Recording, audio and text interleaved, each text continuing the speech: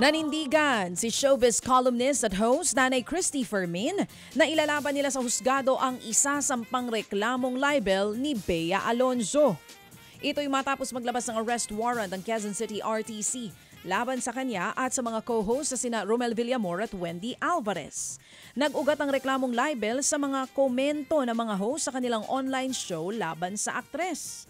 48,000 pesos ang itinakdang piyansa ng korte para sa bawat host. Ayon kay Nanay Christy, sila po yung magpapiyansa. Ang libel daw ay kakambal na ng kanilang trabaho. Today daw ang kanilang biyahe papunta ron sa court to post bail, no? Ingat po kayo, Nay Christy. Ay, sana hindi kayo matraffic, ha? Totoo naman. Hindi kayo matraffic. Papunta dyan sa Quezon City Court. Ayun. O sige, abang tayo dyan. Part of the territory. Alin? Part of the territory. Ayun. O ito naman mga kapatid, sa ibang balik. Kailan na? Ano? Ikaw, nakailan ka na? Ako? Ayoko nang madagdagan pa. Yun ang sagot ko. So far.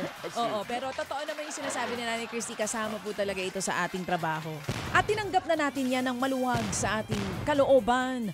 Partner. Wow! Oo. Kapag ikaw ay may ganyan, ibig sabihin, ikaw ay yun na. Okay. Oo. Pero ito mga kapatid, bumuelta! Bumuelta mga kapatid ang aktres na si Nadine Lustre sa isang quote card na kumakalat po sa social media. Ayun na, nakalagay sa quote card na gumamit daw siya ng mirror method. Alam mo yung mirror method, baby? Ang ibig sabihin daw niyan, binabalik niya yung parehong energy na ibinibigay sa kanya ng tao. Pabirong sabi ni Nadine, parang hindi naman daw niya sinabi yun. So fake news pala. Sa isang post, iginit ng aktres na hindi siya naniniwala na dapat salaminin ang tila pagiging malamig ng isang tao dahil lang kinalimutan o hindi ka pinansin. Mas mahalaga pa rin daw na piliing maging mabuti ng walang kapalit.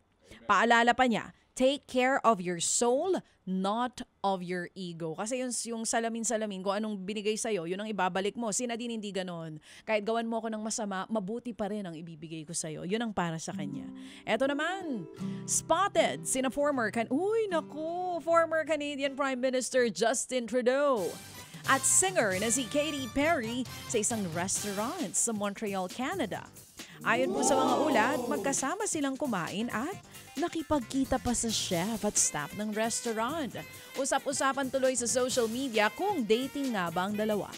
Sa ngayon, wala pang komento ang singer at ang dating Prime Minister. Pero matatanda ang isang buwan nang hiwalay si Katy at ang kanyang partner na si Orlando Bloom.